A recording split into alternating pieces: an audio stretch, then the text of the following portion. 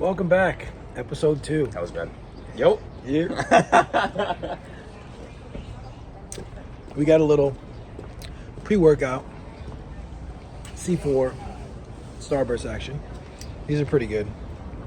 It's not actually a pre-workout, it's just an energy drink, but it gets you going. I'm still fasted today. I had a weigh-in of about 207. I'll plug the clip in there so you can see it.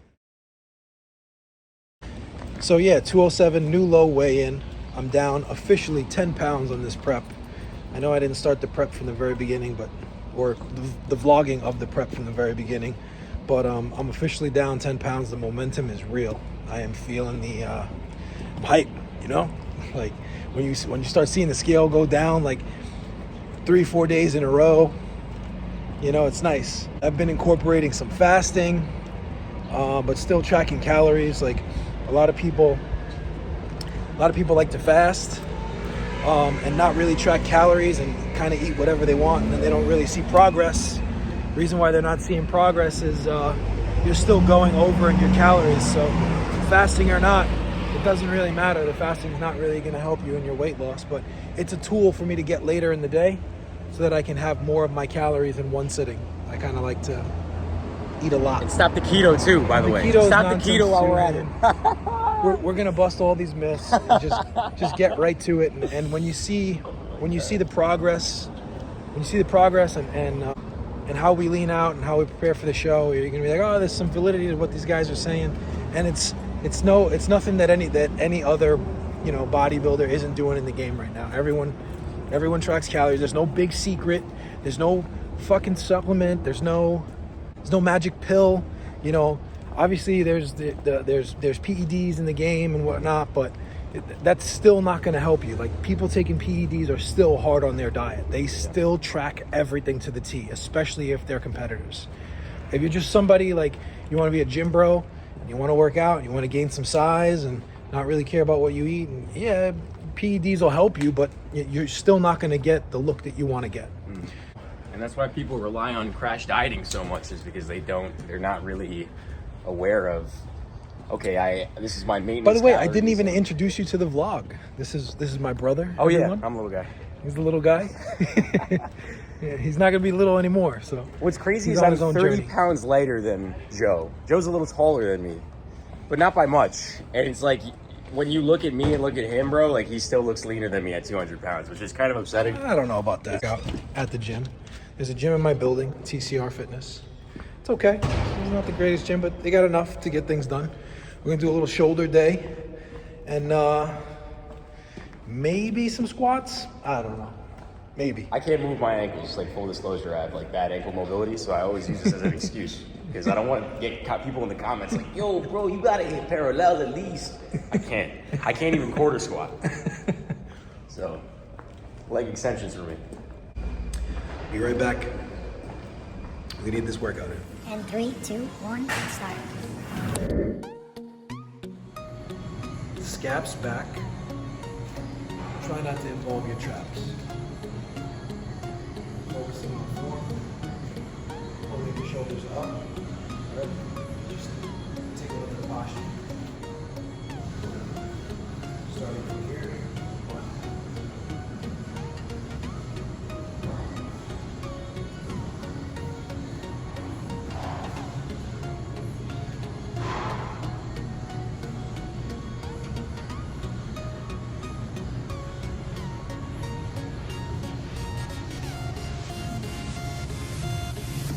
Slow and controlled, son. Now I feel bad. Drop sets. I don't know. This exercise, it's hard to tell. Like, the next thing I like to feel sore, you know what I mean? Scaps back. Your shoulders out. Chest up. Lifted. And instead of it being out in front of you, just bring them out a little bit more to the side.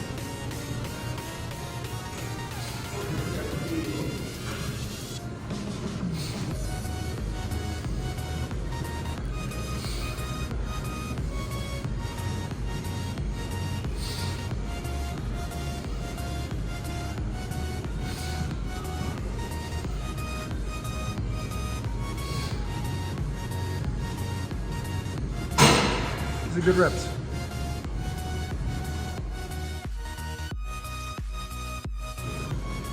Holy cookies, bro. This guy is jacked.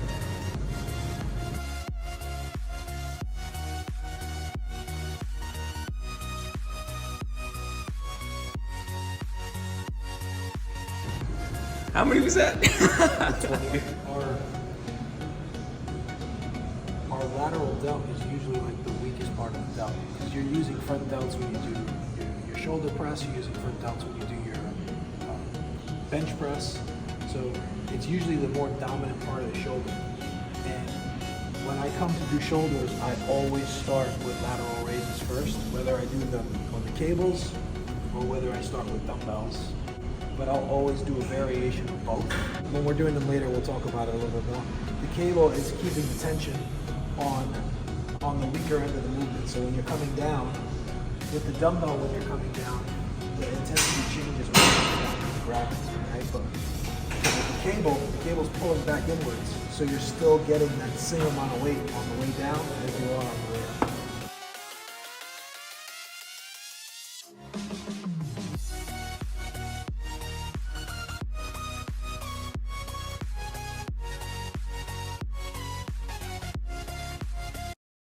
When the weight starts getting heavier, your hands start moving forward because you want to try to incorporate more of your front delt just to get the movement done.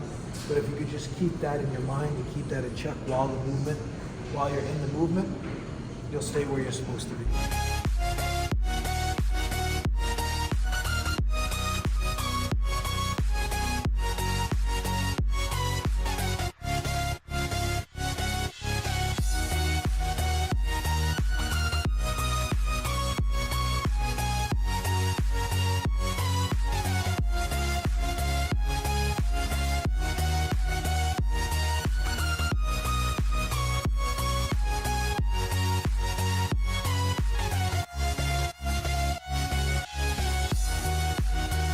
Proper raises too, man. That's not baby stuff.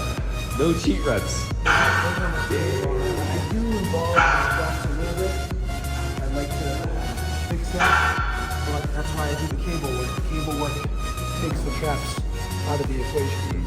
I mean, it's good to incorporate a little bit of momentum sometimes if it means that you can get an extra, like 1 or 2 controlled negatives. Because sometimes, you know, that concentric portion, when you push, you don't have enough strength to get that weight all the way up, but you might have like 3 or 4 negative phases where you could just hold it up there.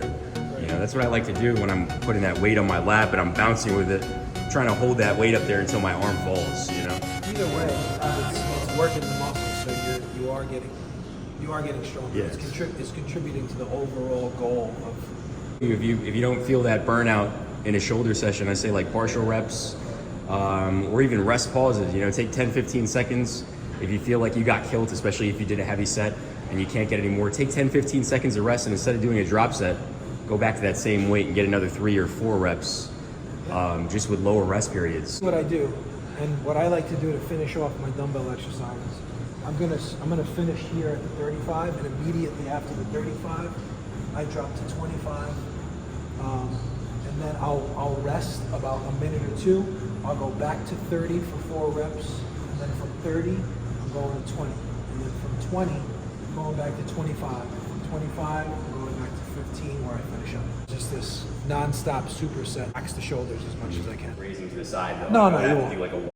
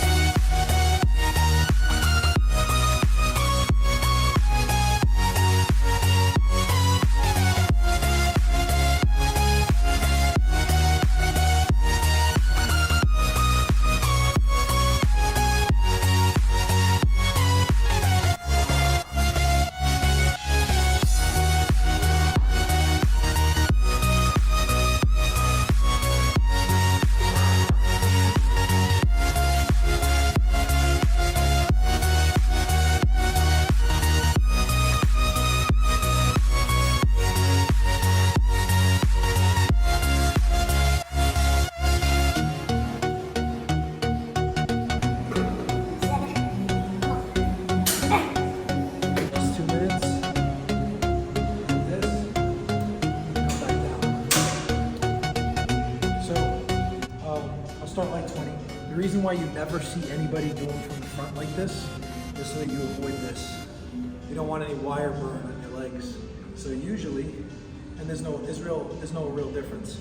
Usually you see people do it from the front, and the cable's behind you. And the nice thing about this movement is I always step out just a little bit, leverage on the momentum downwards. So I'll lean over to the side a little bit. Same thing. I want the same posture. I want to retract my scaps, and you'll feel that it's the same movement that we were just doing, but you'll feel it much different on the way down as opposed to the dumbbell, because there's constant tension throughout the entire movement. From when you're coming down, coming up.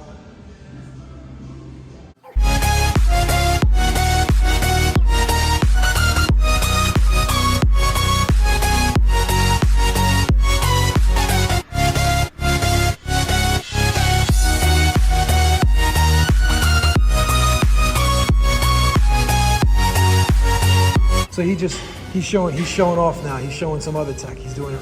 But so long as you make sure that your scaps are retracted, you still have that same tension.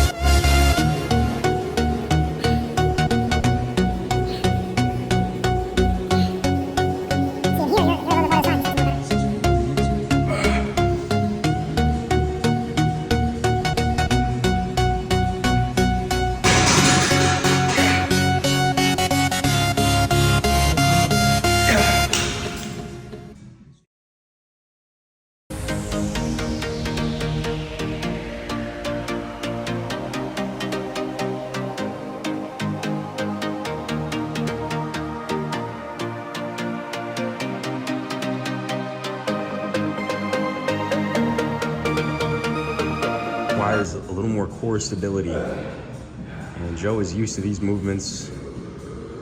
I mean, he has core stability from overhead presses and heavy squats, like just years of working out. I'm a little wockier. I don't have good core stability, so it's easier for me to use like the leaning form, but if you can, you should probably be standing upright when you do raises or any other exercise. Yeah, and I mentioned that while you were doing the rep, if you didn't hear it. Leaning over like that, a lot of people do it because they don't have that stability yet and the weight is a little bit too heavy on the rack here. But if you do lean, just make sure you throw your chest out, you take your scaps, you bring it back. Just like you would a bench press, right? Before you get on a bench press. A lot of people don't know that either. Before you get on the bench press, it's not just laying down and putting your hand on the bar. You can do that, but you're not gonna get the most out of your chest if you do that. By taking your scaps, retracting them into the bench press, you're going to be able to get more of your chest incorporated into them. Your chest is up. There's upward mobility now. You're going to be able to get deeper in the movement. When your scaps are retracted, now you're able to get more of your lateral delt incorporated into the movement. Yeah. Another part of the shoulders that I like to work first. Notice we haven't done the military press. We haven't done a dumbbell shoulder press. I always save that for last. The real work is in the lateral raises. You're going to see the best progress with lateral raises, incorporating your rear delt movement first. So, that being said, there we are. We're going to do some face pulls. You are definitely incorporating a lot of your back foot. Pulling it towards your face helps you keep the tension in your rear delts. And you should feel it in your rear delts somewhere after like 15 to 20 reps.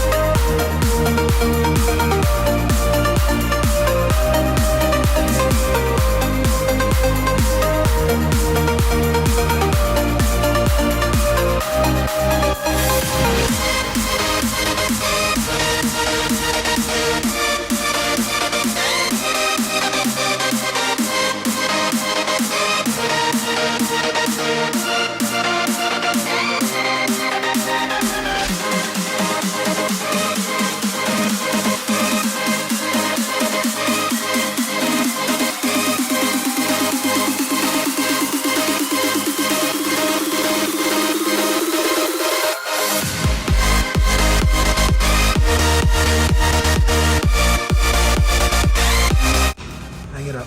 Attaboy. How'd that feel? It's got me working, bro. I actually can't raise my arms too good, bro. I'm not gonna lie. Like, I don't know if that's shoulder impingement or if that's fatigue right now, bro. This I used to have was, I used to do shoulders, and I never, and even through preps, my shoulders was always a point where the judges would say, I need to bring up.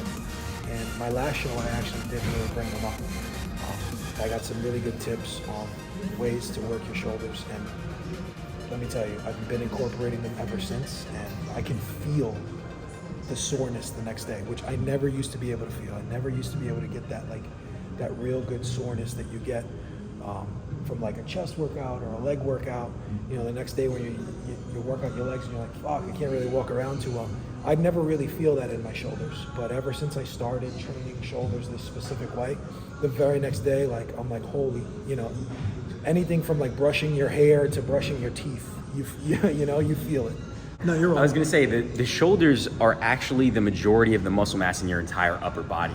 Like when you look at somebody, you look at them, you think, okay, the chest is the biggest muscle group. Everybody wants to have that juicy Arnold chest. But if you build your shoulders up, and a lot of guys have, I feel like this is the reason why, one of the big reasons why people don't believe that naturals can achieve a really great physique without the use of PEDs. It's because they look at guys and like, oh, they're delts, they're capped, right? They're completely jacked. There's no way a natural could get like that. But you don't realize your shoulders have, again, they're the majority of the muscle mass in your upper body. They have a high tolerance for training, right? So some of your exercises, this is actually like, I've never tried this technique before, going light and then going heavy. It's good for endurance, and I think that might be what people are missing out on in their gains, with their shoulder gains, is they don't have exercises that they're doing for endurance. Exactly. They're thinking, I just gotta do the heavy lateral raises, 3-4 heavy lateral raises, then rest 1 to 2 minutes, then go back in it, right? Or maybe try a drop set. You definitely need your volume. Yeah, try some volume and try. And I'm not saying, I'm not taking away from lifting heavy. Lifting heavy is going to get you the size you want to get, but lifting heavy in the correct context, the correct form, you know? Yeah, because you don't realize how much you can beat your shoulders up until you do something like this and you can't lift your arms too good. Yep. And look at how far he's getting those elbows back, elbow drive. You can see it's almost like he's retracting the scapula here. It's crazy. Another thing that I like to mention is I don't always do, you could switch this up. You could do this on a back day. I don't always do rear delts on a shoulder day. Usually I get them done when I do back. Reason being, when I do shoulders, I like to save everything I have in the tank for the weakest part of my shoulders, which is the lateral part of my shoulders. My front delts are good. They were always really dominant leading into my chest.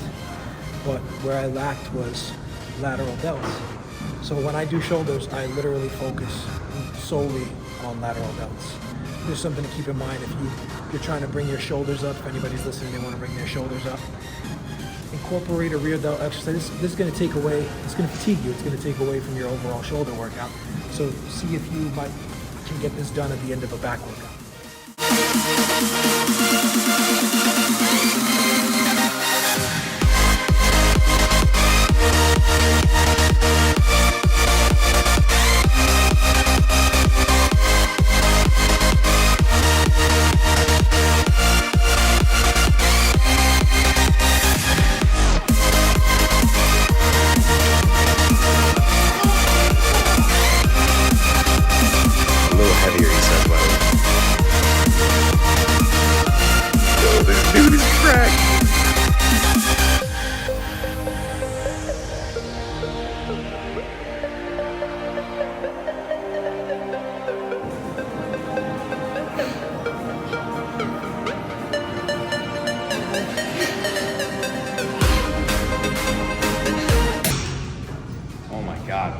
You like going to failure, huh? The shoulder endurance is insane. Yeah, guys, don't go to failure every set, bro. I'm on meathead shit. Like, I'm getting banged up from that, man.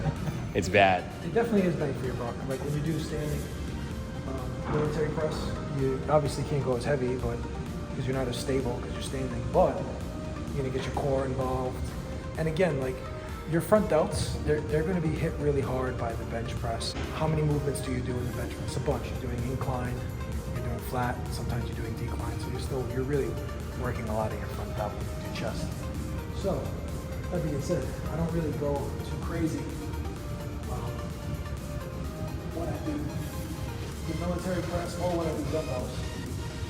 It's all making sure that I'm activating the front delt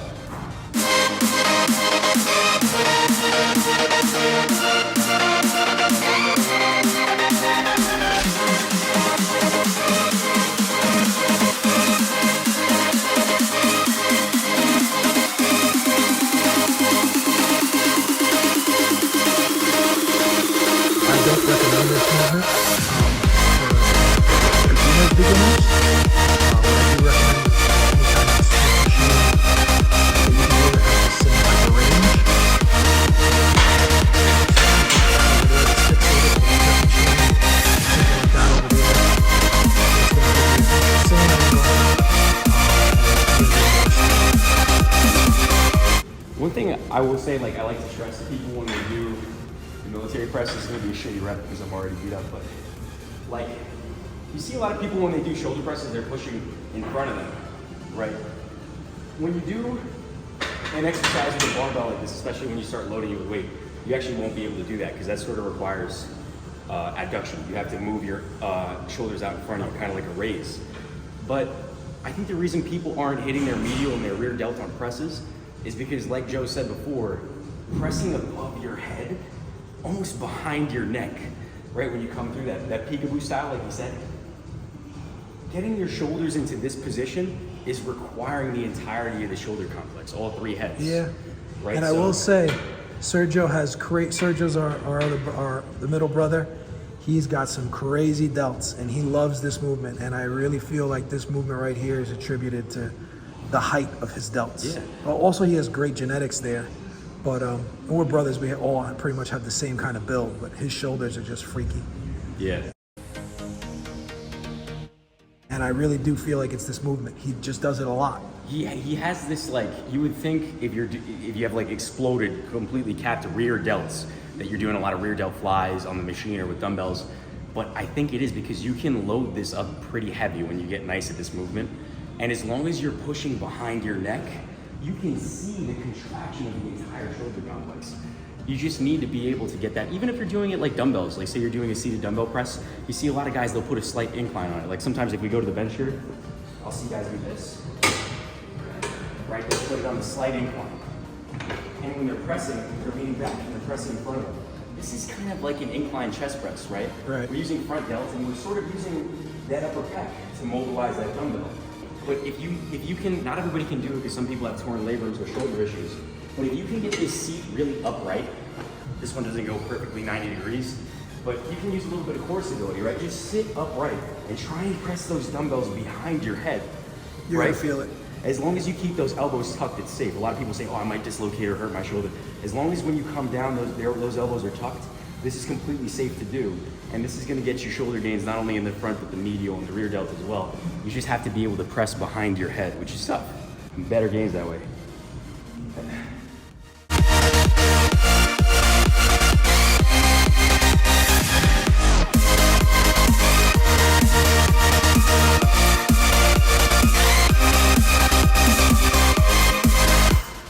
Talking through that set, this is definitely a challenge. When you come in and you're doing military press after some raises, that's where it's at, man.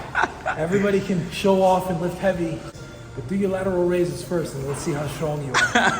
That's when you separate the men from the boys. It's no good.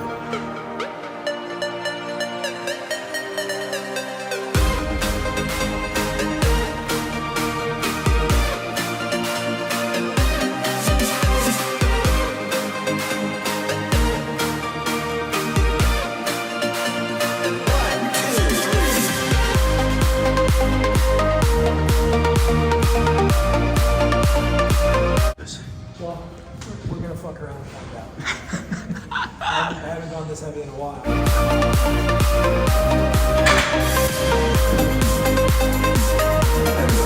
This is good.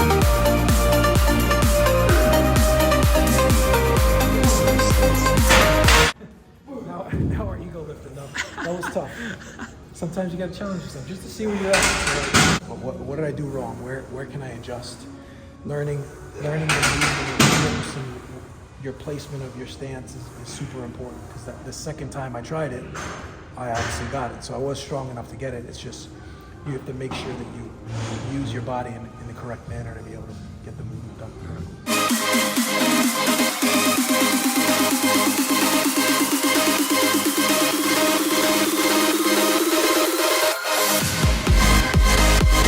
Exercise, it's going to affect your bar Like you path, said your earlier, press. using your lower back as a shelf to kind of like brace yourself. Retracting your straps correctly. Too little retraction, you're not gonna be able to get it. Yeah. You know, so you have to really make sure that the posture's right for this movement. We've gotten through a decent amount of movements. Some of it is talking about. Yeah, about an hour of shoulders so far in, and 454 pounds.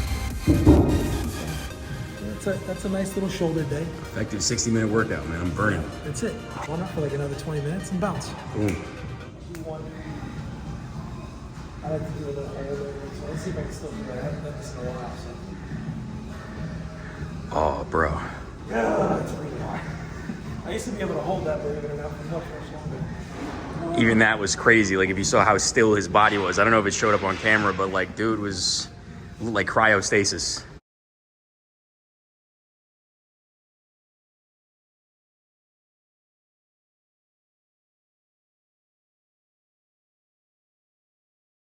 Like joking. I don't know if you saw it. Like, whatever this was, no, not at all. It's not happening. But you gotta start somewhere, you know. Don't be afraid to try things, even if you look dumb. That's how it begins, you know. Yep. Eventually, you'll get better. I can't raise my feet up, so I took my knees. Serge used to not be able to do that. Now he can pause and hold that, so it does take time. It also comes with lower back strength. You see, my grip is kind of fatiguing now, and I'm hanging. I'm gonna give that up. We'll right back into it. But those are good because the hanging leg lifts will teach you how to have control on the downward movement of this movement, of this exercise. Atta boy.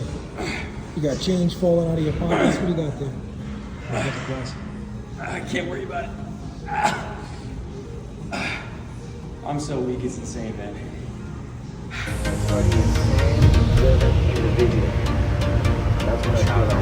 Where's it saying I'm going now? He's the navigator because we're watching a little something. Well, I'm not. I'm driving. I'm being responsible. Coast County Parkway East, 3 miles, exit 4S. So we're 4. This is exit 4. And then now we're... This is Tuckahoe, right?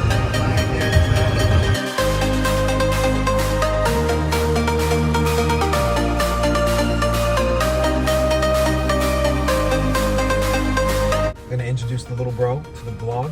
This is the middle brother, Sergio. Yeah. I'm little bro, you know, because I have tiny arms and shoulders and back and buys. It's fun. Making a little pasta for the family tonight. This is not like, it's pasta Sunday, but this is not traditional, you know, Italian. We got a little sofrito in the meat here. The sauce has its, you know, the Hispanic touches, Puerto Rican touches to it. So, making some food for the brothers and the fam. This is what everybody's eating. And this is what I'm having. Some factored bag rice, 238 grams, and some Impossible meat. Finished product, little ground Impossible, and just some rice, all tracked. I'll put a little clip of what the macros are. Hello. Huh? Nina, welcome to the vlog. Say hello, YouTube. Hello, YouTube. Say YouTube. Say hello, YouTube. Yeah, she's gonna join me on my workouts. Hello. Hello. The clickbait. You're gonna be the clickbait. She said what?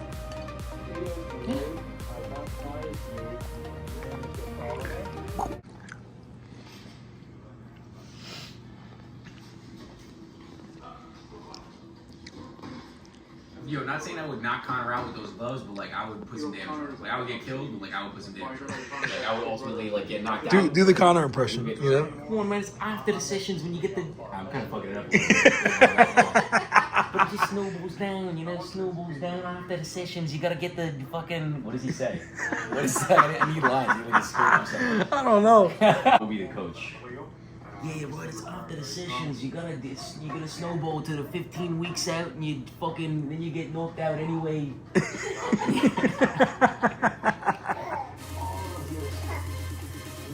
Pop. Pop. Pop?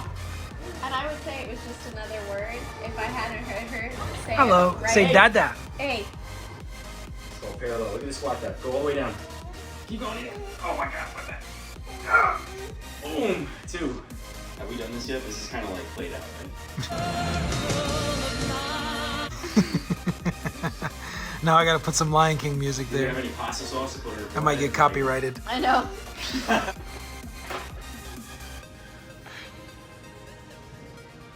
Hi, Sergio. Do it again. Say hello. Hello, Sergio. Hello, Uncle Sergio. Yep, there you go. Hello. Hello. Kiki, Kiki, Kiki, Kiki. Whoa, go crazy, go crazy, go crazy. Oh.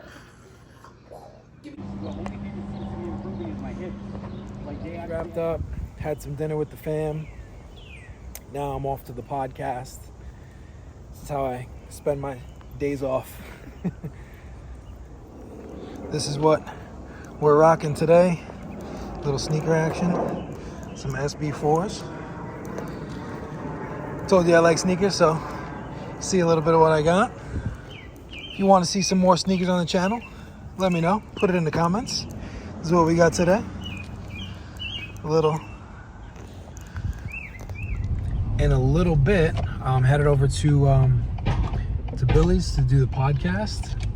If you're not following the SWAB podcast, give it a follow. I'll put I'll put my brother's Instagrams in the description, and I'll put the SWAB podcast in the description and the Spotify link if you guys want to listen to us. Every Monday we drop an episode, and we've done so successfully for like the last, I want to say 2.5 months. So yeah, we're real consistent with the content, good topics, interesting stuff. So yeah, stay tuned. Currently on my way. Man, I just got a car wash a little while ago. It is smelling beautiful in this car. There's nothing like a good car wash to make you feel like there's 2 things that make you feel like a new man: a haircut and a car wash. I'm missing the haircut. As you can see, I need Jesus right now. Side note, I think I always found it like difficult, and ever since I started the podcast, this has changed, but I think I always found it difficult to stay continuous in a conversation, if that makes sense, or run a thought all the way through. And granted, from time to time, I mess up and like I'll edit the clip and I'll cut a clip and splice it together so it looks like I'm continuously talking. But obviously that's not how YouTube works. That's not how vlogging is. That's what the editing is for the mistakes that we make. But I will say that now more than ever since the podcast, I'm more comfortable in just speaking. Like if the camera isn't on, like it almost doesn't affect me anymore. I kind of become a little bit desensitized to it because of the podcast. I mean, at the very beginning of the podcast, I'm not gonna lie, I was shaky. I feel like I thought I knew everything that I was gonna say the first podcast, and then it's like I drew blanks about so many things that I wanted to bring up and say. But as the episodes went on, it's like I got more comfortable and maintained that vivid memory of the things that I wanted to convey. And I feel like that's 100% has helped me translate into being able to do this, not feeling embarrassed about it or shy about it. But again, it's like in order to do anything in life, you can't really care about what people think, and you just gotta say, fuck it, I'm gonna do what I want, and I'm gonna do what makes me happy, and yeah, just have fun in life. That's it. That's what everything is about, is just enjoying your time with your family and trying to be positive about things and teach as much as you can, learn as much as you can. If you have something to offer to people, offer it. If you have something to learn from people, learn it. Don't be afraid to ask questions. And I've definitely gotten better at all those things late in life. I'm 100% a late bloomer, and the confidence that I'm carrying now in life, I just want to continue that momentum and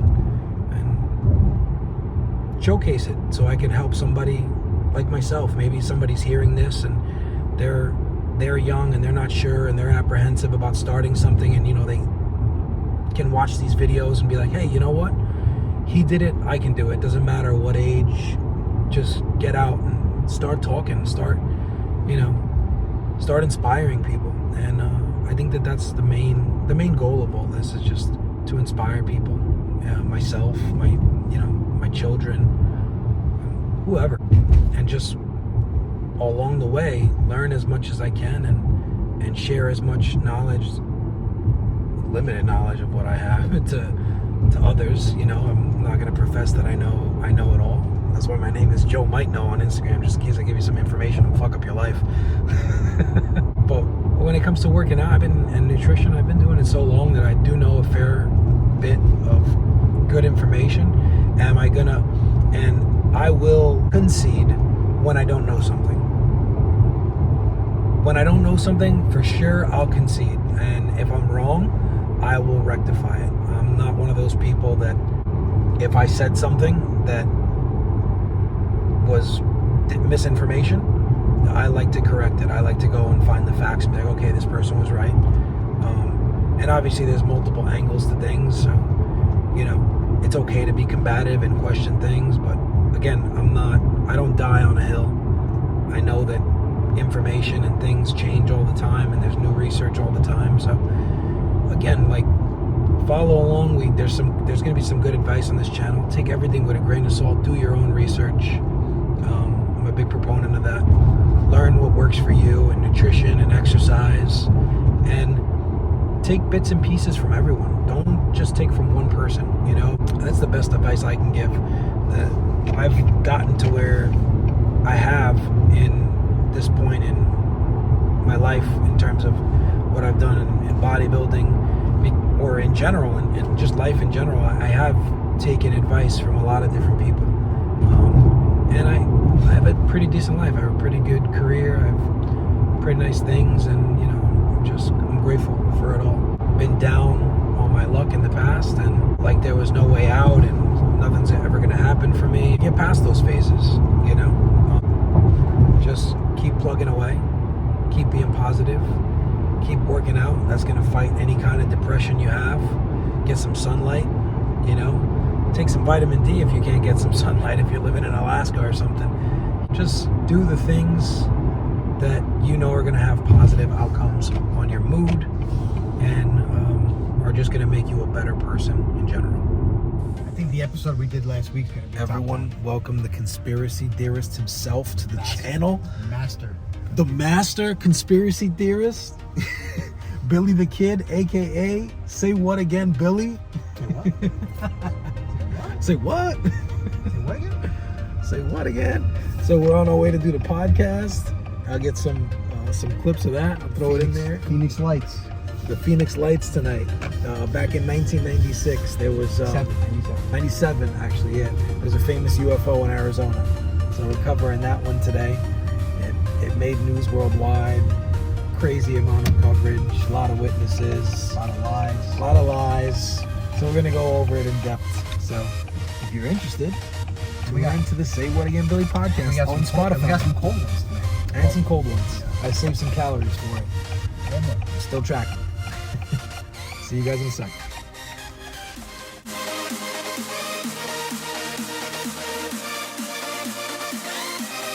What ended up happening was there was news reporters and people that had, old school cameras. We're talking about the boxes, right? Right. The big lens that looked like an accordion to it.